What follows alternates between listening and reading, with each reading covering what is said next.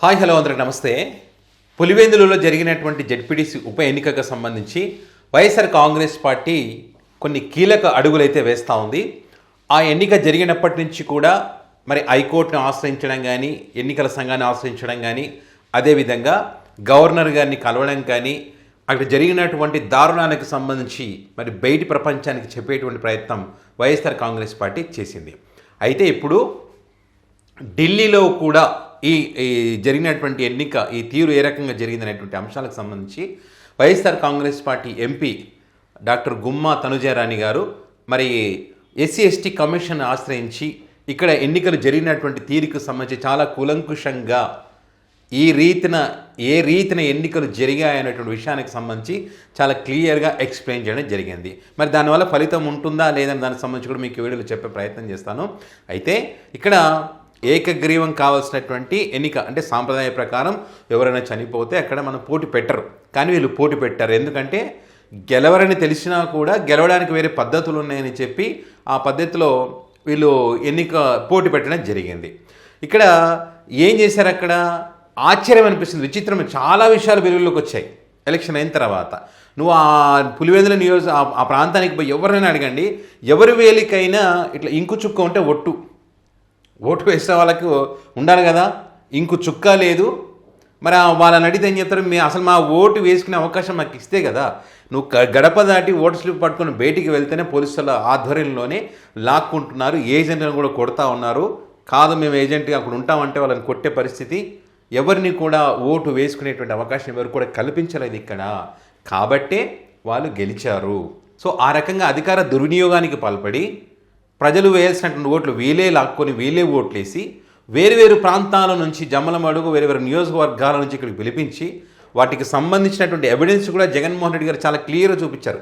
పక్కన కలెక్టర్ గారు ఉంటే కూడా దొంగ ఓట్లు వేస్తున్న పరిస్థితి, దానికి సంబంధించిన ఆడియో క్లిప్పింగ్స్ కూడా బయటకు వచ్చాయి. సో ఈ రకంగా ఇంత దారుణం జరిగితే వీళ్ళు ఏమంటారయ్యా, 30 సంవత్సరాల వైసీపీ కుటుంబ ఆధిపత్యానికి చెక్ పెట్టినటువంటి పసుపు జెండా, ప్రజలు తిరుగులేని తీర్పిచ్చారు, ప్రజలు బుద్ధి చెప్పారు.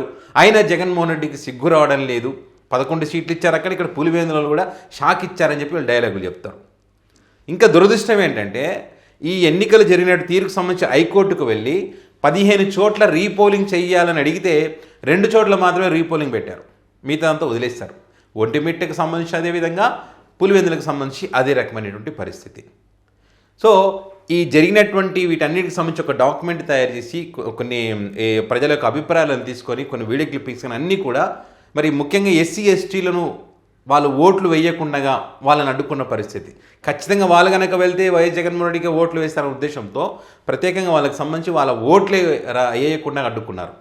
సో వాళ్ళకి సంబంధించి ఎస్సీ కమిషన్ అక్కడికి కలిసి మరి జరిగినటువంటి తీరుకు సంబంధించి ఎంపీ తనుజరాణి గారు కానీ అదేవిధంగా పులివెందుల ప్రాంతానికి చెందినటువంటి నాయకులు వీళ్ళందరూ కూడా మరి వినతి పత్రం ఇవ్వడం జరిగింది. సో మరి ఇక్కడ ఎస్సీ కమిషన్ ఏం చేస్తుంది, ఖచ్చితంగా వీళ్ళు ఏదైతే చెప్పారో వినతి పత్రం ఇచ్చారో ఆ ఎన్నికలు జరిగినటువంటి తీరుకు సంబంధించి ఖచ్చితంగా విచారణ చేస్తారు.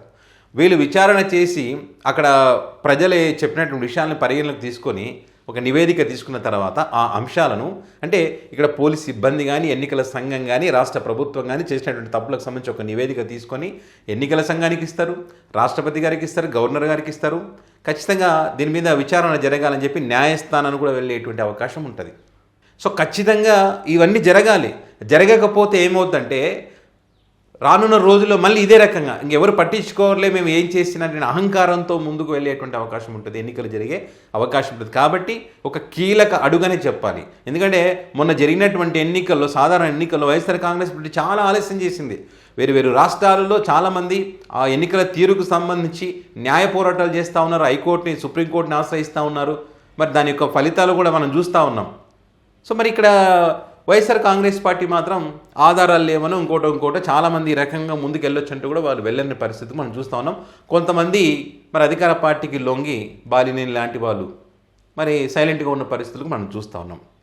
సో కాబట్టి ప్రజాస్వామ్యం కూని కాకూడదు అంటే, ప్రజాస్వామ్యబద్ధంగా ఎన్నిక జరగాలంటే ఎప్పటికప్పుడు తప్పులను ఎత్తి చూపాల్సినటువంటి అవసరం ఉంది.